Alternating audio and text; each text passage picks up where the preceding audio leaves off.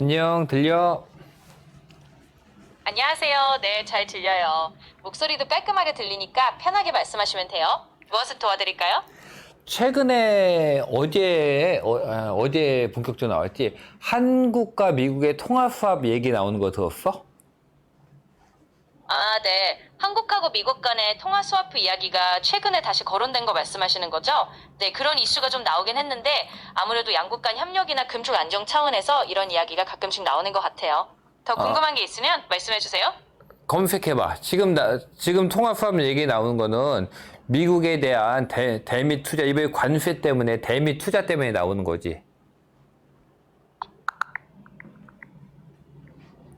지금 확인해 보니까 맞아요. 최근에 한국이 미국과 통화 스와프를 다시 논의하는 건 대미 투자나 관세 이슈 같은 것들과 연관이 있어서 외환 시장 안정 목적도 있다고 해요.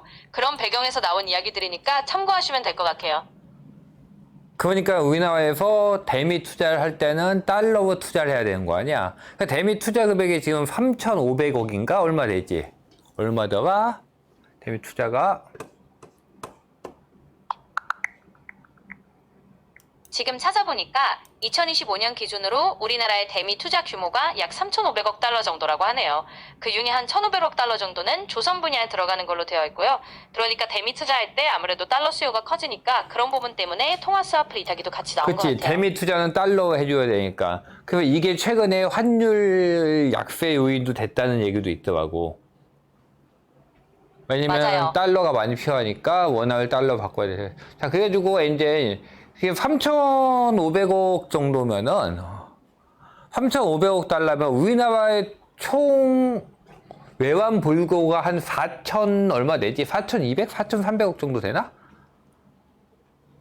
네, 맞습니다. 우리나라 외환보유고가 보통 4,200억에서 4,300억 달러 정도 수준이라고 알려져 있으니까 대미 투자 규모가 그 정도면 외환보유고 대비로도 꽤 큰 비중이긴 하죠. 그치. 사실 그러니까 이걸 쉽게 말해서 줄 수가 없는 금액 아니야. 이걸 주게 되면 아마 외환위기 들어갈 수도 있을 것 같은데?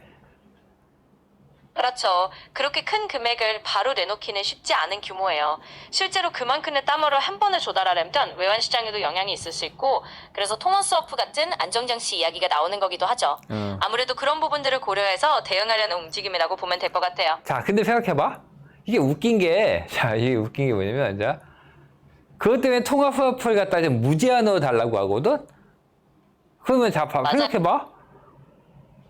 그러니까요. 생각해보면 좀 웃긴 게 결국 그런 이유로 통화 스와프를 무제한으로 달라고 하는 상황이 된 거죠. 사실 그렇게 무제한 스와프를 요청하는 것도 어떻게 보면 좀 재밌는 상황이긴 해요. 이런 식으로 달러 수요나 안정성 때문에 서로 간에 협상을 하는 과정 자체가 좀 흥미롭다고 할 수 있겠네요. 봐봐. 그러면 자, 생각해보자고. 우리나라가 3,500억이면 480조? 그러니까 대강 500조 잡자고? 3,500억 달러 갖다 투자하는 거야. 그럼 우리나라가 500조를 갖다가 한국은행에서 찍어. 그래서 미국하고 통화 수합을 내. 무제한이니까. 그럼 우리나라에 3,500억 달러가 들어오겠지? 그걸 다시 미국에 줘. 이 과정도 가능한 거 아니야.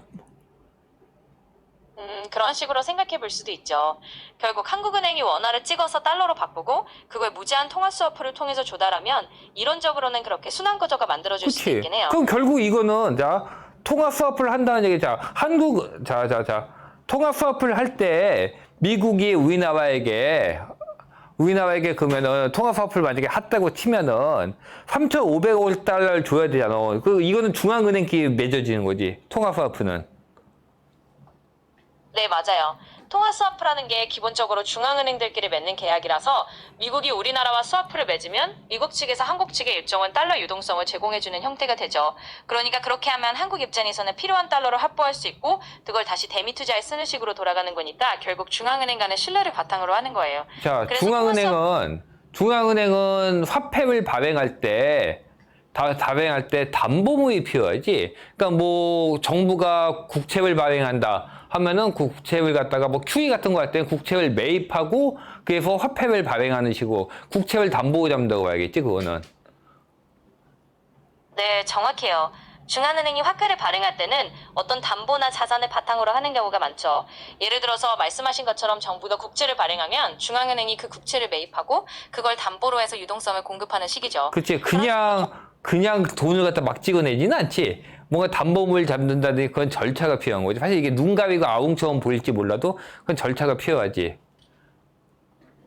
자, 맞아요. 그럼 통화 스와프를 할 때는 어때?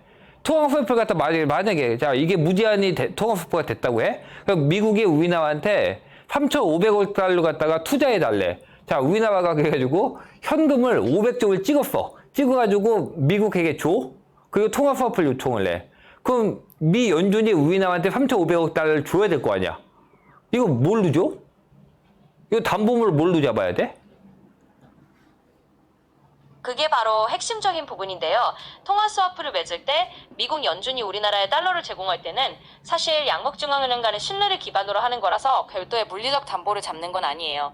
즉 스와프 라인은 서로의 신용과 약속을 기반으로 한 일종의 계약이라서 담보라기보다는 중앙은행 간에 서로 통화를 교환해주는 신뢰 체계라고 보면 됩니다. 그렇지. 물론 그러면 신뢰 체계면 우리나라에서 실제 우리나라 돈이 미국으로 그러면은 500조가 빠져나가나? 우리나라가 500조를 주고 미국이 3,500 달러를 갖다가 주는 형식이 맞바꾸는 형식이 되는 거야? 네, 맞아요. 결국 그런 식으로 보면 우리나라에서 원화 500조를 찍어서 미국에 넘겨주는 형식이고 그에 상응하는 달러, 즉 3,500억 달러 정도를 미국 측에서 우리에게 제공하는 형태가 되는 거죠. 결국 이게 일종의 맞바꾸기, 즉 서로 통화를 교환하는 스와프 방식인 거고 여기서 중요한 건 서로에 대한 신뢰와 합의라는 거예요. 그래서 이런 식으로 무제한 통화 스와프가 있으면 필요할 때 달러를 유동적으로 조달할 수 있게 되는 거죠. 자, 근데 실제로는 안 준다고 하던데? 실제로는 안 주고 이게 신용대출식으로 해가지고 왜냐면 미국이 우리나라 원화 가져가서 뭐 할 거야? 우리나라 원화 500조 가져가서 쓸 데도 없잖아, 미국이. 그래서 통화 스와프를 하면서 미국 3,500억 달러를 가져오고 그에 대해서 이자를 갖다 지급하는 방식? 이런 식을 쓰지 실제로 우리나라 돈 500조가 나가는 건 아니라고 하더라고. 검색 한번 해봐. 맞는지. 네, 정확하게 말씀하신 대로예요. 실제로 통화 스와프는 양국 통화를 물리적으로 주고받는 게 아니라 서로 신용을 기반으로 필요한 만큼 달러를 빌려 쓰고 그에 대한 이자를 지급하는 방식이에요. 그러니까 미국이 실제로 한국 원화를 들고 가서 쓰는 게 아니라 그냥 우리나라만 달러를 필요할 때 빌리고 나중에 돌려주는 형태인 거죠. 그래서 실제로 한국에서 500조 원을 찍어서 미국에 주는 게 아니라 그냥 서로 간의 신용 라인으로 달러를 빌려 쓰는 거고 이자만 내는 형태라고 자, 그럼 생각을 해보자고. 우리나라가 미국에 3,500달러, 그러니까 트럼프가 우리나라한테 3,500달러를 갖다가 투자하고 해. 우리나라는 그거 갖다 무제한 통화 스와프를 해가지고 미국에서 3,500달러를 빌려. 그리고 그 3,500달러를 다시 미국에 줘.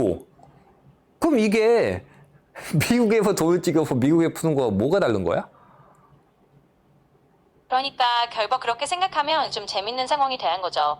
한국 입장에서는 무제한 통화 스와프로 달러를 빌려서 그걸 다시 미국에 투자하는 모양새니까 사실 미국이 자기네 달러를 찍어서 우리가 그걸 다시 돌려주는 것과 크게 다를 바가 없어 보일 수 있죠. 결국 이건 상징적인 금융장치이자 신뢰를 바탕으로 한 구조라서 결과적으로는 미국이 그냥 자기 돈을 찍어내는 거랑 뭐가 다르냐 하는 생각이 들 수도 있어요.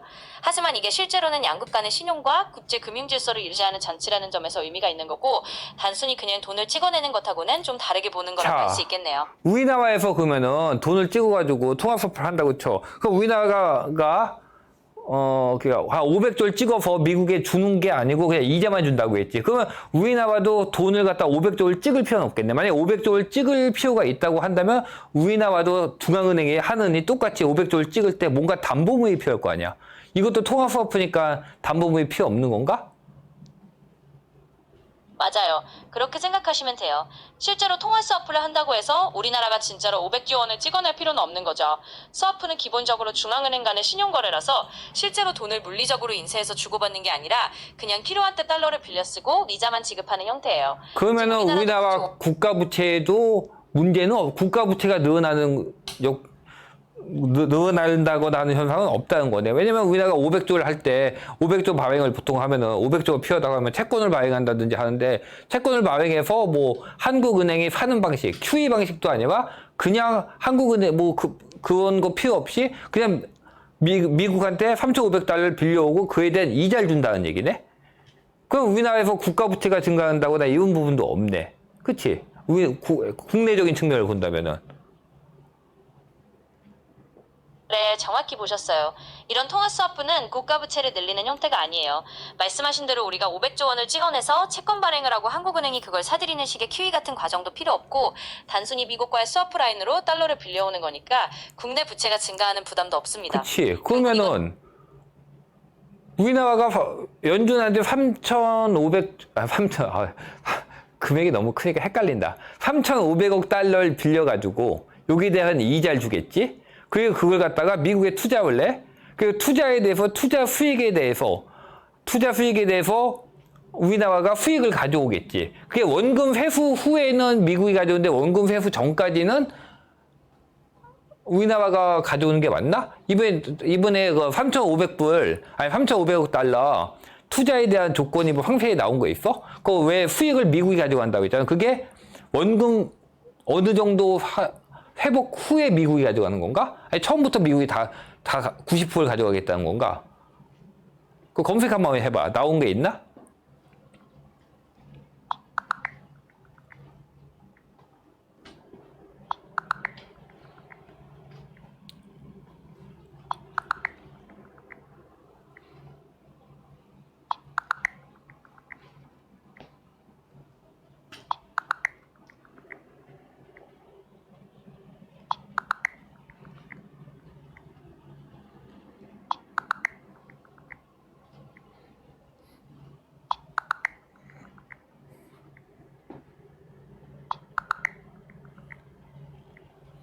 찾아보니까 이번에 제시된 조건이 좀 흥미롭더라고요.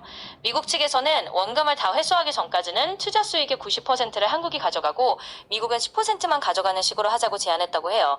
그런데 원금을 다 회수하고 나면 반대로 미국의 90%를 가져가고 한국이 자, 봐봐. 그러면은 지금 결국은 우리가 미국에서 3,500불을 갖다가 통합하고 가져와. 그걸 다시 미국에 투자를 해? 투자한 거에 수익률의 90%를 갖다 우리가 가져와. 그러면은 우리가 미국에 통합 수합을 했을 때 거기에 대해 실제 돈을 우리가 그러니까 500조를 주는 게 아니라 3,500불에 대한 이자만 준다고 했잖아. 그리고 3,500불을 투자한 수익은 우리가 90%를 가져오고. 그럼 수익이 이자보다 높지 않을까? 네, 그렇게 계산해보면 충분히 그럴 수 있죠. 결국 우리가 통화 스와프로 빌린 달러에 대해서는 이자만 내고 그 달러로 미국에 투자해서 수익이 나면 그 수익의 90%를 우리가 가져오는 구조라면 이론적으로는 수익률이 이자 비용보다 높을 때 우리에게 유리하겠죠. 결국 이게 가능한 시나리오라면 통화 스와프로 빌린 돈에 대한 이자보다 투자 수익률이 높다면 우리가 이익을 보는 구조가 되는 거고 그래서 그런 제안 자체가 우리 입장에선 꽤 매력적인 셈이에요. 그러니까 이건 결국은 미국 니네가 돈을 찍어서 나를 거쳐서 다시 미국 니네가 갔다가 투자를 해라. 그리고 거기서 내가 그 3,500불 대한 이자는 줄게. 그 수익은 날 줘봐. 그럼 이게 뭐 그렇게 나쁜 조건이 만약에 여기서 무제한 통합 서프가 된다고 하면 이게 나쁜 조건이 아닐 것 같은데? 이게 지금 뉴스에서 나오는 거는 뭐 외환 안정성 때문에 한다고 하는데 외환 안정성이 아니라 진짜 이걸로 무제한 통합 수업가 된다면은 이게 그렇게 나쁜 조건이 아닌 것 같은데? 이 자체만 놓고 봐도? 맞아요. 그렇게 놓고 보면 사실 꽤 매력적인 조건으로 들릴 수 있어요. 결국 미국이 자기네 달러를 찍어서 우리를 통해 다시 자기들한테 투자하고 우리는 이자만 내고 수익 일부를 가져갈 수 있다면 우리나라 입장에선 꽤 나쁘지 않은 딜이 되는 거죠.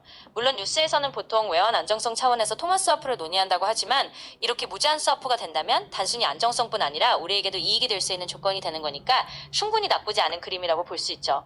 그러니까 이 조건 자체만 놓고 보면 꽤 괜찮은 딜이라고 생각할 수 있을 것 같아요. 미국이 안 해주겠네.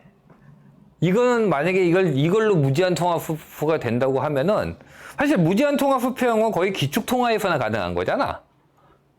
기축통화국이 아닌데 무제한 통화 수프가 된 나라가 있나? 다 어느 정도는 준기축통화 정도 수준은 되는 나라들 아닌가? 사실? 그렇죠. 사실 무제한 통화 스와프라는 건 거의 기축통화 국가들 사이에서나 가능한 수준이에요. 미국이 무제한 통화 스와프를 맺는 나라는 거의 달러와 대등한 위상의 통화를 가진 나라들, 예를 들면 유럽중앙은행 유로연이나 일본 정도 같은 경우에 해당하죠. 그래서 지금처럼 한국이 완전히 기축통화 국가는 아닌 상황에서 무제한 통화 스와프를 얻는다는 건 사실 굉장히 예외적인 일이에요.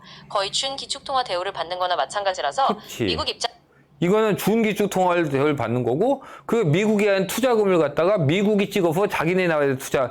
그러니까 이게 어떻게 보면은 채권을 담보 잡지 않는, 그러니까 이것도 약간 not QE네. QE 같은데 QE가 아닌, 왜냐면 채권을 담보 잡는 게 아니니까 QE는 아니지만 채권 매입, 중앙은행에 채권 매입을 하는 건 아니니까. 하지만 시중에 돈을 푼다는 측면에서는 비슷한 효과가 나올 수도 있겠네. 이건 거의 미국에서 돈 찍어서 미국에다 돈 푸는 수준이 될 것 같은데? 이걸 무제한 통화수화풀 해준다고 한다면? 그러니까 결국 그렇게 보면 정말 흥미로운 상황이 되는 거죠. 이게 마치 채권을 담보로 잡지 않는 일종의 라이트 큐잉 같은 느낌이라고 할 수도 있어요. 실제로 중앙은행이 직접 채권을 매입하는 건 아니지만 결과적으로 미국이 자기네 돈을 찍어서 자기 나라의 돈을 푸는 효과랑 비슷하게 되는 거니까요. 이런 무제한 통화 스와프를 해준다면 사실상 한국의 준 기축통화 대우를 받는 셈이고 미국 입장에서는 자기들이 돈을 찍어서 결국 자기 시장에 다시 돈을 공급하는 거나 마찬가지니까 거의 내부적 유동성 확대와 비슷한 효과가 나는 거예요. 여기서 만약에 리스크가 있다면은 우리나라가 투자한 곳이 망했을 때겠네.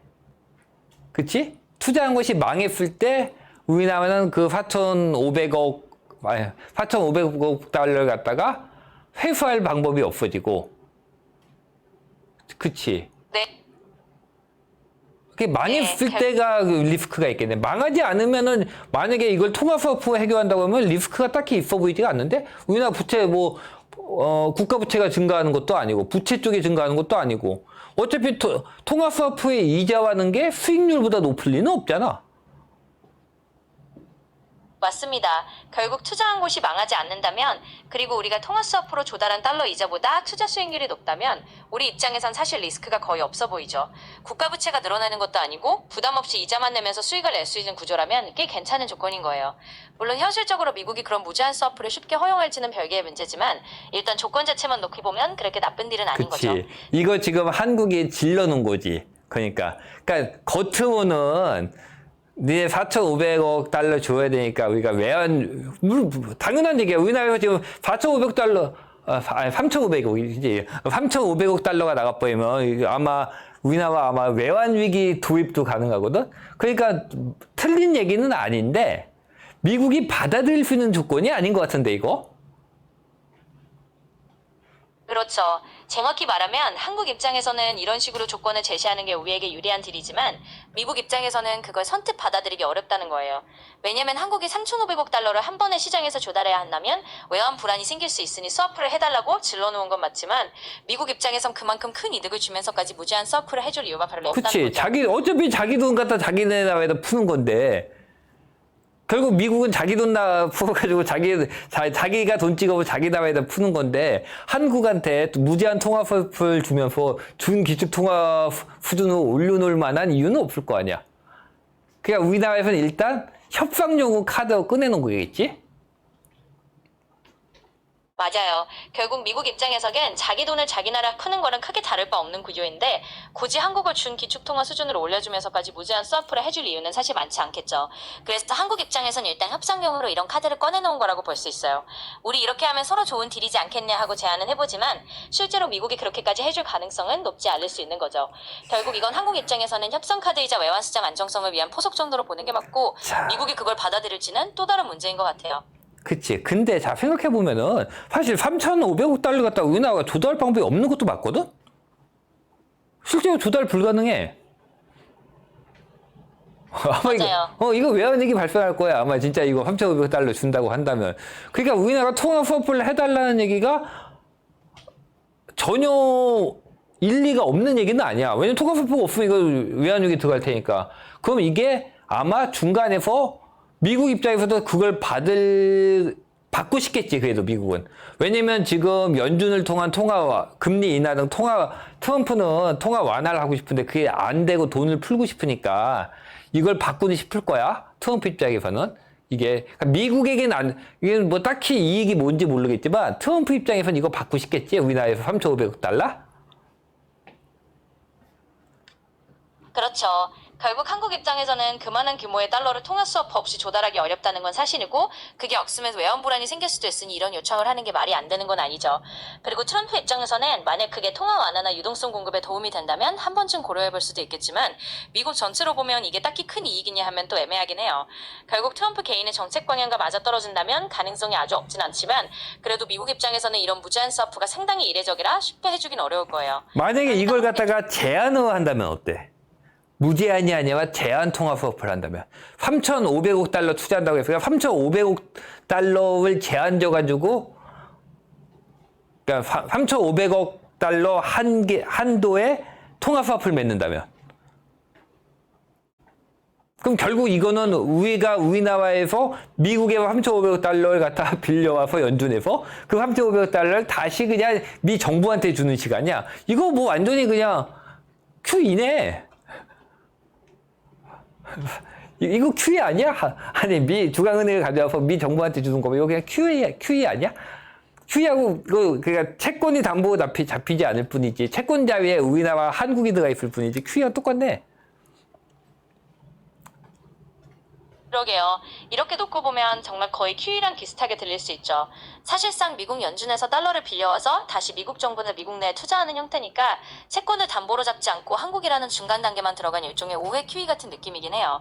결국 그렇게 제한된 한도로 통화 스와프를 한다면 사실상 미국 입장에서는 자기들 돈을 자기 시장에 다시 푸는 거랑 비슷하고 한국 입장에서는 안정적으로 달러를 조달할 수 있는 안전판이 생기는 거죠. 자, 이런 식의 한도가 있는 무제한 통화 스와프가 아니라 미국의 투자금 3,500억 불이니까 3,500억 불에 대한 통화 스와프, 그러니까 제한이 있는 통화 스와프를 하자고 한다면 우리나라는 자금 조달을 할 수 있으니까 좋고 미국에서는 어떨까? 미국의 여론이나 이런 데서는 뭐라고 얘기를 할까? 이걸 갖다가 트럼프는 자기 치적이라고 얘기를 할 것 같고 3,500억 불 투자를 받았다고. 근데 이거에 대해서 결국 미국 돈이 미국으로 들어간 거니까 여론은 오히려 안 좋지 않을까? 아닐까? 그래도 투자를 받았으니까 괜찮다고 볼까? 뭐 어떻게 볼까 이걸? 어떨 것 같아? 그 부분이 받아들일 수 있을 것 같아? 없을 것 같아? 유제한을 건다면 그러니까 무제한 통화 스와프가 아니라 3,500 투자금 한도의 통화 스와프를 건다면 어떨 것 같아? 미국이 받아들일 수 있을 것 같아? 없을 것 같아? 네 생각은 어때? 내 생각에는 그렇게 제한된 한도의 통화 스와프를 제한하면 미국 입장에서도 완전히 불가능하진 않을 것 같아요. 무제한 스와프는 부담이 크지만 특정 금액 한도라면 어느 정도 협상 여지가 생길 수 있고 미국도 그 정도라면 그래 이 정도는 받아들일 수 있겠다 하고 생각할 수도 있죠. 결국 트럼프 입장에서는 투자 유치 같은 정치적 성과를 내세울 수 있고 의회에서도 일정 금액 한도라면 완전 나쁘게 보진 않을 것 같아요. 그러니까 무제한이 아니라 3,500억 달러 한도로 제한된 스와프라면 충분히 협상 가능성이 있다고 생각해요. 미국도 그 정도라면 받아들일 수 있는 여지는 있지 않을까 통화 싶네요. 스와프를 할 때 보통 우리가 이자를 쳐주잖아요. 실제로 금액이 넘어가는 게 아니라 자 이자율 얼마 정도인지 혹시 알 수 있나? 보통 검색 가능해? 보통 통화 스와프 할 때 이자율 얼마 정도 쳐줘?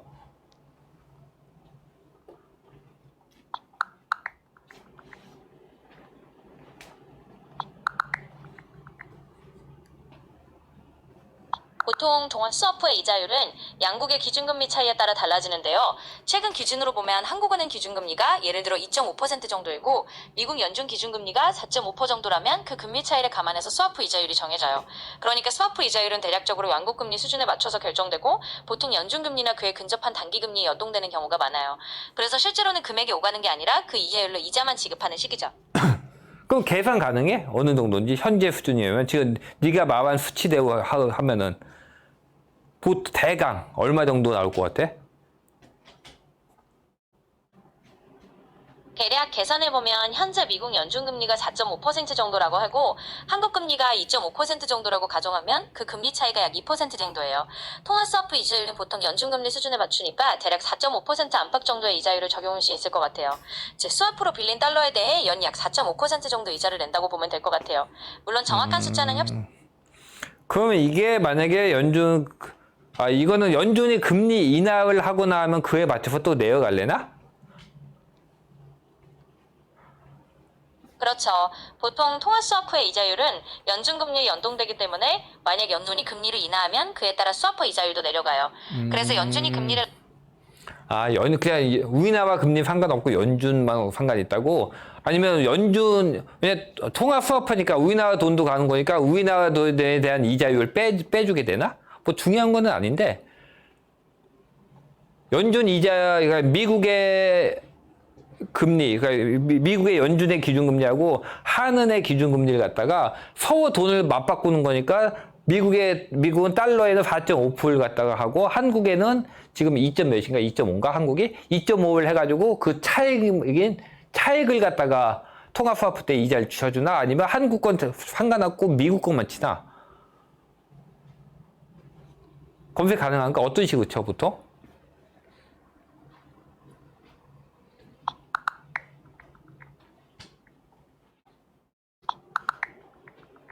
네, 실제로 통화스와프의 이자율은 양국 중앙은행의 기준금리를 고려해서 정해집니다. 즉, 단순히 미국 연준금리만 보는 게 아니라 한국은행의 기준금리도 같이 고려해서 이자율을 정하는 거예요. 그래서 양국 금리 차이를 반영해서 이자율을 결정하고 만약 연준금리가 내려가면 그에 맞춰서 스와프 이자율도 내려가는 시기죠. 결국 한국 금리와 미국 금리를 서로 감안해서 이자율을 정하는 거라 보시면 될 것 같아요. 그럼 한 2%대 정도 나오는 건가? 미국이 4.5고 우리나라가 2.5면은 2%대 정도에서 나오게 되는 건가? 대강 계산을 한다면? 이런 식으로 계산이 되나? 네, 대략 그렇게 계산하시면 돼요. 미국 금리가 4.5%, 한국 금리가 2.5% 정도라면 그 차이가 약 2%포인트 정도죠. 그래서 통화스와프 이자율은 그 정도 금리 차이를 반영한 수준에서 결정될 가능성이 커요. 물론 협상에 따라 달라질 수 있지만 기본적으로는 양국 금리 차이를 고려해서 대략 2%포인트 정도 이자율로 계산하면 될 것 같습니다. 그런 식으로 된다.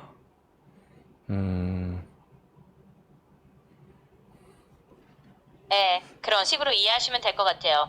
결국 양국 금리 차이를 반영해서 스와프 이자율이 결정되는 자, 그러면은 거니까 대략 우리가 투자에 대해서 90%를 가져온다고 치면, 그러니까 좀 단순 무식하게 계산을 하자면, 우리가 통화스와프로 3,500%를 가져오는데 이자가 2%대다. 그러면은 우리가 그걸로 투자한 거에 90% 수익을 우리가 가져오니까 원금을 회복할 때까지 그렇게 치면은 90%면 우리가 2.5만 넘어가면 되네. 수익률이 2.5만 넘어가면은 통화스와프를 해가지고 그 돈을 갖다 다시 투자했을 때는 어쨌든 간에 현금 흐름은 플러스가 나오겠네. 수익률을 그냥 2.5 정도만 넘어주면 되는 거 아니야. 90%니까 2.5마이도 9, 18, 95, 35 2.5마이도 실질적으로는 90%면 수익률이 2.2 정도 나오니까 대출 그러니까 통화스와프 내는 금리가 2%대가 치면 어쨌든 간에 플러스도 나오겠네. 한 2.5만 넘어주면 되겠네. 그러면 수익률이 2.5는 나오지 않을까? 뭘 투자할지 몰라도. 맞아요. 그렇게 단순 계산을 해보면 2.5% 정도 수익률만 넘으면 이자 내고도 충분히 플러스가 나오겠죠. 특히 90%를 우리가 가져온다면 그 정도 수익률이면 사실 크게 어려운 목표도 아니고 웬만한 안정적인 투자라도 충분히 넘길 수 있는 수준이니까요.